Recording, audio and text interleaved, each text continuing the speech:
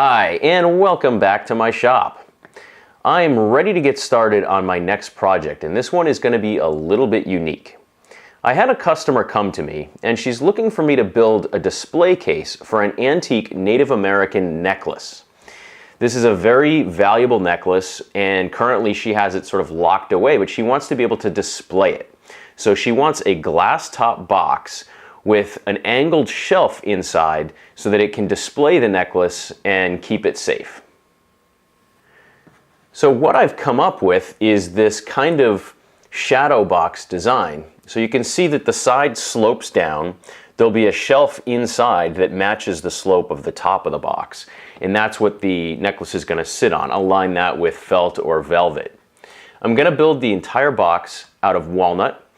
And one of the specific design elements she asked for is mitered corners. She doesn't want anything detracting from the necklace, so she doesn't want any exposed joinery or any fancy adornments in this box.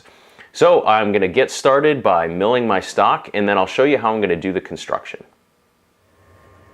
Over in my milling room, I've grabbed a few smaller pieces of walnut off my lumber shelf, and a lot of these are basically leftovers from previous projects.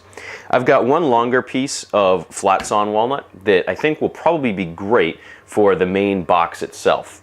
I also have a smaller piece of quarter sawn walnut left over from my writing desk project, and that might be good stock for the hinged top. And then I have one other piece of flat sawn walnut in case I don't have enough stock to finish all the smaller details. Now, the dimensions of my box are 21 inches wide by 11 inches deep. So I've just marked off two 2-foot sections, and those will be good lengths for me to cut both the longer side, and then I can get 2 lengths out of the shorter side.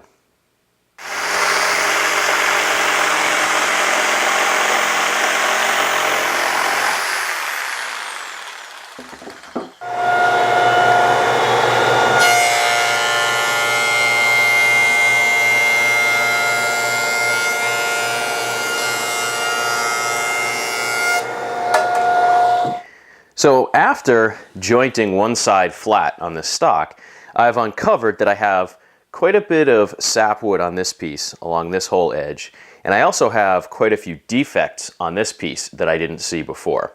So I'm going to try to maximize the yield of this stock. So what I'm going to do is essentially just cut off the part of this board with the defect on the bandsaw, and then straighten the other edge out, and I should still have really nice straight grain that I can use in my box, because ideally I want to try to source all of my stock from this one board so I have very consistent grain and color across all 4 sides.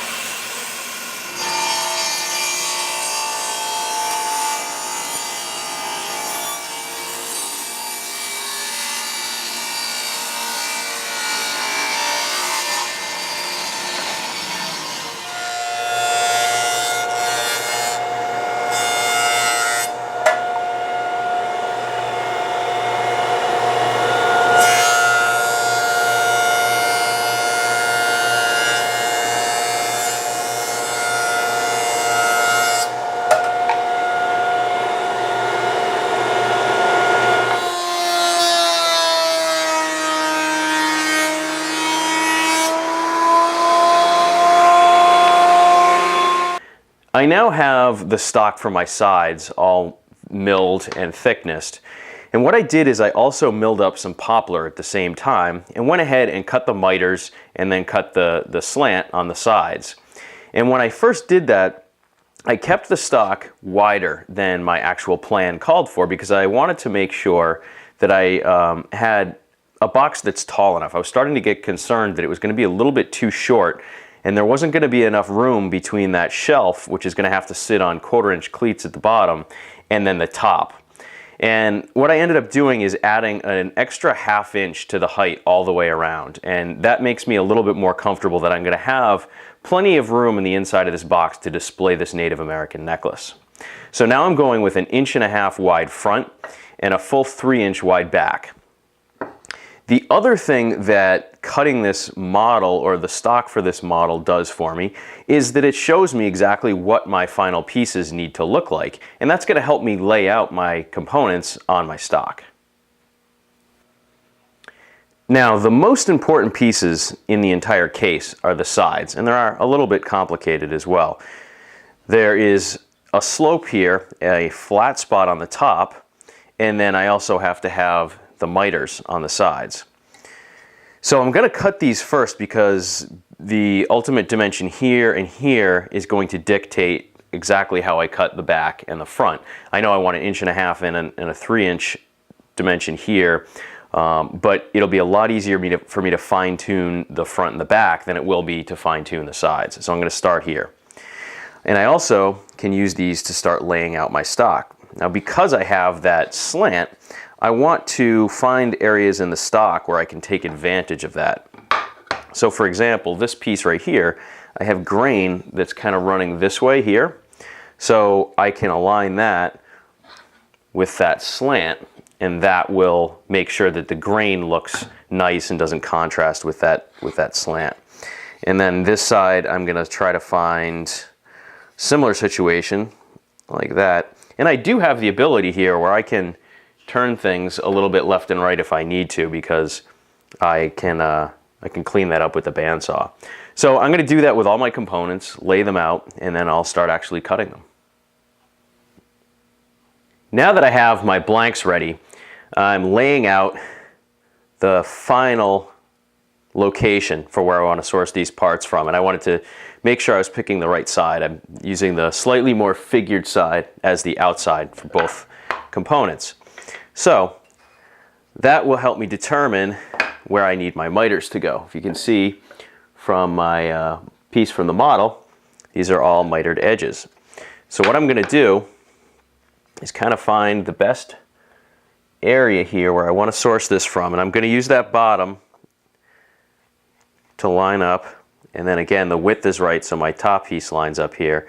So on this one I'm pretty much going to go almost to that edge. That's where I'm going to cut my miter, and I'm just going to make a mark here just with the angle direction so I know I cut my miter in the right location. Now I'm going to go and do the same for the back piece.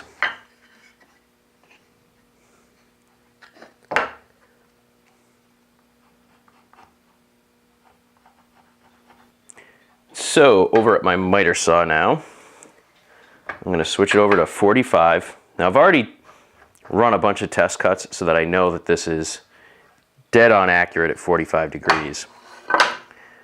So I'm just going to sight down and make my cut.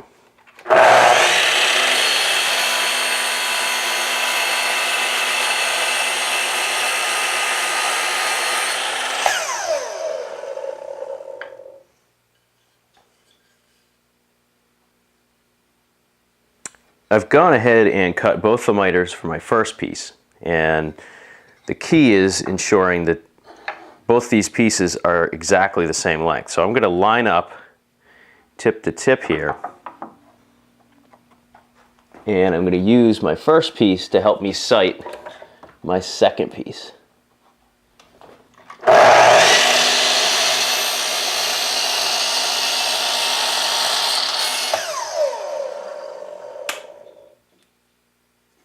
Now that my pieces are cut to length, comes the fun part, cutting that angle. Now I've decided that I want the top shelf part, this flat piece here, to be 1.5 inches. So that's going to be 1.5 inches from the outside dimension. So I've got my combo square. I'm just going to put a little mark there. And I know that's where the top of my slope is going to be. I also know that the bottom needs to be 1.5 inches tall. So I'll make another mark at 1.5 inches. Then it's just a matter of connecting those two marks.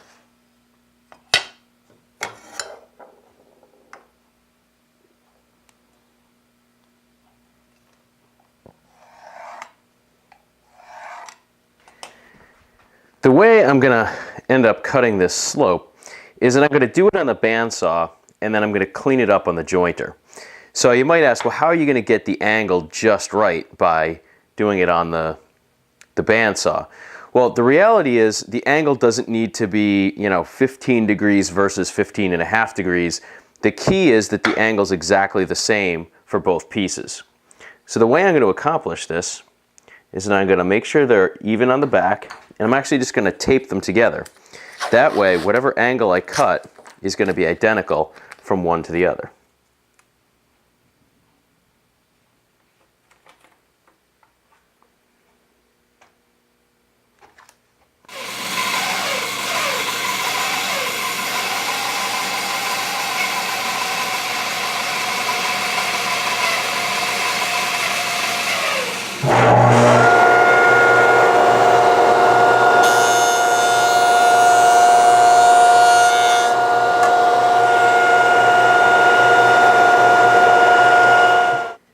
Now that I've got my sides done, I can use the sides to transfer both the width of the front and the width of the back, rather than doing that ahead of time and hoping that everything matches up after I cut my angle. I also went ahead and I cut the miters on the front and the back pieces as well, and I cut these pieces to length. One special consideration I have to make is with the front piece. Now this is back to my prototype joinery. And you can see where the front and the sides meet, I need to have a slight bevel on this front piece so that it blends nicely into this upward angle on the side piece. So I also went ahead and cut that bevel angle on the top of my front stock. So I needed to have that angle done before I can finally cut this to width. Back at my table saw, I've got my fence set so that when I have a tooth set all the way at the front, it just touches the very widest portion of the front of this side. And that's the right width that I need to rip my front piece so that it'll match this. Now I'm leaving it just a hair wider in case I need to fine tune it. I want to be able to come down. Obviously I can't add any additional stock. So I want to err on the side of being a little wide. Now I've got my beveled edge up against the fence, and I'm ready to go.